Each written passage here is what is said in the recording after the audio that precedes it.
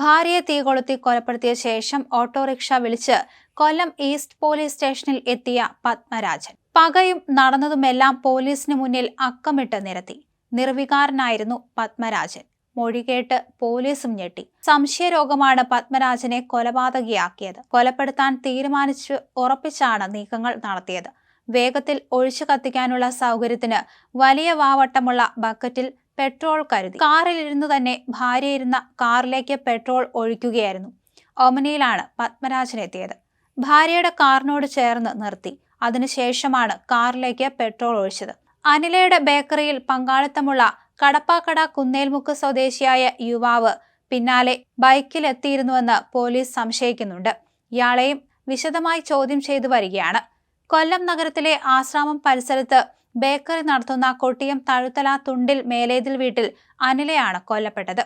അനിലയുടെ ഭർത്താവ് പത്മരാജനാണ് കൊലപാതകം നടത്തിയത്.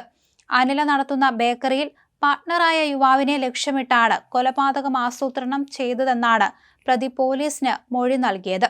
പോലീസുകാർക്ക് മുന്നിൽ എല്ലാം താനാണ് ചെയ്തതെന്ന് സമ്മതിച്ചു.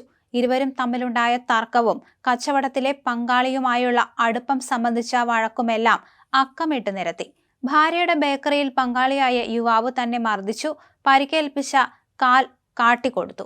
കൊട്ടിയത്തെ പെട്രോൾ പമ്പിലെത്തി 3 ലിറ്റർ പെട്രോൾ കന്നാസിൽ വാങ്ങി. തഴുത്തലയിലെ വീട്ടിലെത്തിയ പത്മരാജൻ സ്റ്റീൽ ബക്കറ്റിലേക്ക് ഒഴിച്ചു. തുടർന്ന് പെട്രോൾ നിറച്ച ബക്കറ്റ് വാനിലാക്കിയ ശേഷം അനില കാറിൽ വരുന്നതും നോക്കി ചെന്മാൻമുക്ക് സമീപം കാത്തുകിടന്നു. കയ്യിൽ കരുതിയിരുന്ന ലൈറ്റർ ഉപയോഗിച്ചാണ് തീ കൊളുത്തിയത്.